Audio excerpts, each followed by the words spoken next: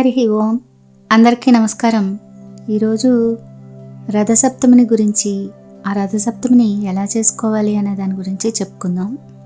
మాఘ శుద్ధ సప్తమి రోజున రథసప్తమి జరుపుకుంటాము. 12 మాసాల్లోనూ వచ్చే అన్ని సప్తముల్లోకి మాఘమాసంలో వచ్చే సప్తమికి చాలా విశిష్టత ఉంది. ఈ రథసప్తమికి సూర్య జయంతి, మాఘ సప్తమి అనే పేర్లున్నాయి. పురాణాల ప్రకారం సూర్యుడు అదితి కశ్యపుల పుత్రుడు. లోకానికి వెలుగు ప్రసాదించే సూర్యభగవానుడు మాఘమాసం శుక్లపక్షం సప్తమి తిథి రోజున జన్మించాడని శాస్త్రాలు చెప్తున్నాయి. సూర్యుడు తన దిశానిర్దేశాన్ని మార్చుకునే రోజు రథసప్తమి. సప్తాశ్వరథమారూఢం ప్రచండం కశ్యపాత్మజం శ్వేతపద్మధరం దేవం తం సూర్యం ప్రణమామ్యహం. సూర్యుడు 7 అశ్వాలు ఒక చక్రం గల రథం మీద అధిరోహించి ప్రయాణిస్తాడు. ఆ చక్రమే కాలచక్రం. ఆ చక్రానికి 6 ఆకులుంటాయి. చక్రం సంవత్సరానికి 6 ఆకులు 6 ఋతువులకి ప్రతీకలు. సూర్యుడు ఉదయం బ్రహ్మగా, మధ్యాహ్నం శివునిగా, సాయంకాలం విష్ణువుగా సృష్టి లయ స్థితుల్ని నిర్వహిస్తాడు. రథసప్తమి ఎందుకు చేసుకోవాలంటే, భూమి మీద ఎన్నో జీవరాశులున్నాయి, మనగలుగుతున్నాయి అంటే అది సూర్యుడి వల్లే. సూర్యుని గురుత్వాకర్షణ శక్తి వల్లే సౌర కుటుంబంలోని భూమి, అంగారకుడు మొదలైన గ్రహాలు సూర్యుని చుట్టూ నిర్దిష్ట కక్షల్లో తిరుగుతున్నాయి. భూమి సూర్యుని చుట్టూ తిరగడం వల్ల రాత్రి పగలు ఏర్పడుతున్నాయి కదా. వేద జ్యోతిష శాస్త్రం ప్రకారం వ్యక్తి జీవితాన్ని ప్రభావితం చేసే 9 గ్రహాలలో సూర్యుడు చాలా ముఖ్యమైనవాడు. ఆధునిక శాస్త్రం కూడా మొత్తం జీవగోళం సూర్యుని చేతనే నిర్వహింపబడుతోందని, భూమి మీద మొత్తం జీవన సహాయక వ్యవస్థకి ఇది ప్రధాన చోదక శక్తి అని ధృవీకరించింది. వేద సాహిత్యాలు సూర్యుడిని జీవాన్నిచ్చేవాడు, ఇంకా జీవనోపాధిగా చెప్తాయి. ఆహారం, నీరు, శక్తి ఇవన్నీ కూడా ఇచ్చేవాడు సూర్యుడే. మత్స్యపురాణం ఆరోగ్యం భాస్కరదిచ్చేత్ అంటే ఆరోగ్యం కావాలంటే సూర్యుడిని ఆశ్రయించాలి అని చెప్తోంది. అంటే సూర్యుడు మంచి ఆరోగ్యాన్ని ఇచ్చేవాడు అని అర్థమవుతోంది కదా. ఆ సూర్యుడిని ఆరాధించే ఆరాధనలో భాగంగా సూర్య నమస్కారాల్ని మన మహర్షులు రూపొందించారు. జీవకోటికి అంతటికీ ఆరోగ్యాన్ని ఇచ్చేవి సూర్యకిరణాలే. అందులోనూ ఉదయించేటప్పటి సూర్యకిరణాలకి వ్యాధికారకాలని నిర్మూలించే సామర్థ్యం కలిగి ఉంటాయని చెప్తారు కదా.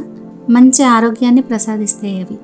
ఋగ్వేద, అథర్వ వేదాలు సూర్యకిరణాలు గుండె సమస్యల్ని, కామెర్లని, రక్తహీనత మొదలైన వాటిని నయం చేయగలవు అని చెప్పాయి.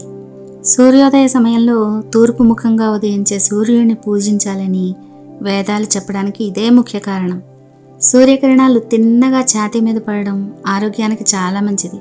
రోజులో ఏ ఇతర సమయంలో అయినా సరే పడే సూర్యకిరణాల కంటే ఉదయించే సూర్యకిరణాలకి ఆరోగ్యాన్నిచ్చే శక్తి చాలా ఎక్కువగా ఉంటుంది. అథర్వ వేదం 9వ అధ్యాయంలో 22 ప్రధాన వ్యాధులు ఉదయించే సూర్యకిరణాల ద్వారా నయమవుతాయని చెప్పబడింది. వాటిలో మనకి తరచుగా వచ్చేవి తలనొప్పి, చెవి నొప్పి, రక్తహీనత, తలకి సంబంధించిన వ్యాధులు, చెవుడు, అంధత్వం, శరీరానికి సంబంధించిన అన్ని నొప్పులు, శరీరపు కీళ్ల దృఢత్వానికి సంబంధించిన వ్యాధులు, అన్ని రకాల జ్వరాలు, కామెర్లు, పొట్టకు సంబంధించిన వ్యాధులు, విష ప్రక్రియలకు సంబంధించిన వ్యాధులు, వాత, పిత్త, కఫ, మూలకాల అసమతుల్యత, మూత్ర వ్యాధులు, కళ్ళ నొప్పి, ఊపిరితిత్తులు, ఎముకలు, మృదులాస్థి, ప్రేగులు, జననేంద్రియాలకు సంబంధించిన వ్యాధులు, ఇంకా క్షయ, ఉబ్బసం, గాయాలు, ఆస్తమా, వెన్నెముక వ్యాధులు, మోకాళ్ళు, తొడలకు సంబంధించిన వ్యాధులు, చర్మ వ్యాధులు, కుష్టు వ్యాధి మొదలైన వ్యాధులు ఉదయించే సూర్యకిరణాల వల్ల నయమైపోతాయి. ఋగ్, అథర్వ వేదాలు సూర్యకిరణాలలో జీవించడం అంటే అమృతలోకంలో జీవించడమేనని చెప్తున్నాయి. సూర్యకిరణాలు వ్యక్తి జీవితకాలాన్ని పొడిగించగలవని ధృవీకరిస్తున్నాయి. పురాణాల ప్రకారం సూర్యుడి ఏకచక్ర రథానికి 7 గుర్రాలు పూంచి ఉంటాయి కదా. సూర్యుడు ఆ రథంలో తూర్పు నుండి పడమరకి ప్రయాణిస్తాడు. ఇక్కడ 7 గుర్రాలు 7 రకాల కిరణాలకి స్పష్టమైన చిహ్నాలు. ఆధునిక శాస్త్రం కూడా సూర్యుడి నుండి వెలువడే కిరణాలు 7 రంగుల మిశ్రమం అని, ప్రతి రంగు తరంగాలు ఔషధ లక్షణాల్ని కలిగి ఉన్నాయని ధృవీకరించింది. వ్యక్తి జాతకంలో సూర్యుడు బలహీనంగా ఉంటే అనేక వ్యాధుల బారిన పడడం జరుగుతుంది. అది రోజూ సూర్యారాధన చేస్తూ ఉదయపు సూర్యకిరణాల్ని శరీరానికి తగిలేలా చేసుకోవడం ద్వారా చాలా వరకు తగ్గించుకోవచ్చు. ఇంకా రథసప్తమి రోజున ఏం చేయాలి, సూర్యుని ఎలా పూజించాలి అనే విషయాన్ని చెప్పుకుందాం. రథసప్తమి రోజున ఉదయమే తల భుజాలపైన 7 జిల్లేడు 7 రేగు ఆకుల్ని 7 రేగు పండ్లని పెట్టుకుని జన్మ కృతం పాపం మయా జన్మసు సప్తసు తన్మే రోగంచ శోకంచ మాకరీ హంతు సప్తమి ఏతజ్జన్మ కృతం పాపం యచ్చ జన్మాంతరార్జితం మనోవాక్కాయజం యచ్చత్ జ్ఞాతా జ్ఞాతే చ ఏ పునః ఇది సప్తవిధం పాపం స్నానాన్మే సప్తసప్తికే సప్తవ్యాధి సమాయుక్తం హరమాకరి సప్తమి. అంటే జన్మ జన్మాంతరాలలో మనోవాక్కాయాలతో తెలిసి తెలియక చేసిన సప్తవిధ పాపాల వల్ల ఏర్పడిన రోగం, శోకం మొదలైనవన్నీ లక్ష్మీకరమైన ఓ రథసప్తమి నిన్ను స్మరిస్తూ చేసే ఈ స్నానంతో నశించుగాక అంటూ స్నానం చేయాలి. నదీ స్నానం కానీ సముద్ర స్నానం కానీ చేయడం మంచిది. అది విశేష ఫలితాన్ని ఇస్తుంది.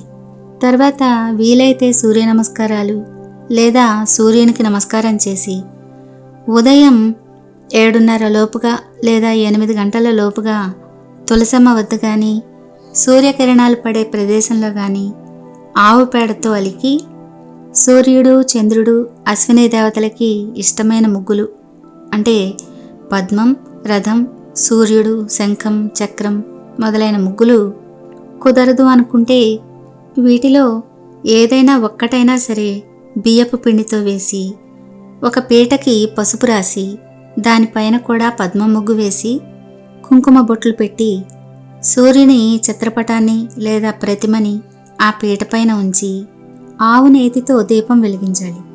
సూర్యుడిని ఆహ్వానించిన పీటకి ముందు చక్కగా అలికి ముగ్గు వేసిన చోట ఆవు పిడకలు చక్కగా పేర్చుకుని ఒక ఇత్తడి పాత్రకి పసుపు రాసి గంధం, కుంకుమ బొట్లు పెట్టుకుని ఆవు పాలు దాంట్లో పోసి ఆవు పిడకలపై ఉంచి వాటిని కర్పూరంతో వెలిగించాలి. పాలు పొంగే సమయంలో ఆవు నేతితో తడిపిన బియ్యం వేసి ఉడికాక బెల్లం వేసి చెరుకు ముక్కతో కలుపుతూ పరమాన్నాన్ని తయారు చేయాలి. ఆ పరమాన్నాన్ని 7 చిక్కుడు ఆకుల్లో పెట్టి నైవేద్యం సమర్పించాలి. నైవేద్యాన్ని సమర్పించే ముందు సూర్యుడికి షోడశోపచార పూజలు చేయాలి.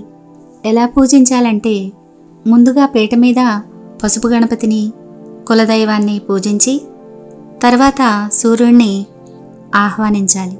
తర్వాత అర్ఘ్యం, పాద్యం, ఆచమనం, స్నానం మొదలైన షోడశోపచారాలు చేయాలి. ఆదిత్య హృదయం చదువుకుంటే మంచిది. పూజానంతరం ఆవు పిడకల మీద వండిన పరమాన్నాన్ని 7 చిక్కుడు ఆకుల్లో పెట్టి నైవేద్యంగా సమర్పించాలి. ఇంకా చలిమిడి, వడపప్పు, రేగుపళ్ళు, చెరుకు ముక్కల్ని నైవేద్యంగా పెట్టాలి. అంటే మనకి దొరికినవి మనకి వీలైనంతలో వీటిలో కొన్నైనా నైవేద్యంగా పెట్టాలి. తాంబూలం ఇచ్చి కొబ్బరికాయ కొట్టాలి. పూజను చేసే ముందుగా 7 చిక్కుడుకాయలతో రథాన్ని కూడా తయారు చేసుకోవాలి. గింజతో ఉన్న 7 చిక్కుడుకాయల్ని కొబ్బరి ఆకు ఈనెలతో సూర్యునికి రథంగా చేసి చిక్కుడాకుల మీద ఉంచి ఆ రథాన్ని కూడా పూజించాలి. సూర్యుడికి ఎరుపు అంటే ఇష్టం కాబట్టి ఎర్ర రంగు పూలతో పూజిస్తే మంచిది.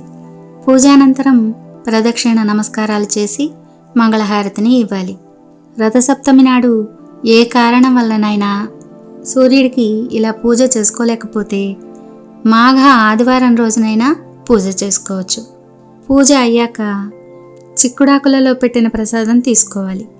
చిక్కుడాకులలో ప్రసాదం అది కూడా ఆవు పిడకల నుండి వచ్చిన అగ్నితో, ఆవు పాలతో తయారు చేయబడింది కాబట్టి ఆ ప్రసాదం తీసుకోవడం వల్ల నరాల, కీళ్ళ నొప్పులు ఇంకా హృదయ సంబంధిత రోగాలు తగ్గుతాయి. సూర్యుడికి ఎదురుగా వండిన పరమాన్నం పైన సూర్యుని తరుణ కిరణాలు అంటే లేత కిరణాలు పడడం వల్ల శరీరంలో రోగ నిరోధక శక్తి పెరిగి మధుమేహం, చర్మవ్యాధులు వంటివి తగ్గుతాయి. పరమాణాన్ని తయారు చేయడంలో కలపడానికి చెరుకును ఉపయోగించడం వల్ల పళ్ళు, దవడలు, నరాలకి శక్తి వస్తుంది.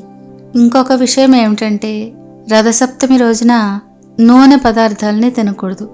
వంటకాల్లో అసలు నూనె ఉపయోగించకూడదు. నేతినే ఉపయోగించాలి. తరిగిన కూరగాయల్ని తినకూడదు. తుంపుకుని ఏ కూరైనా తినొచ్చు.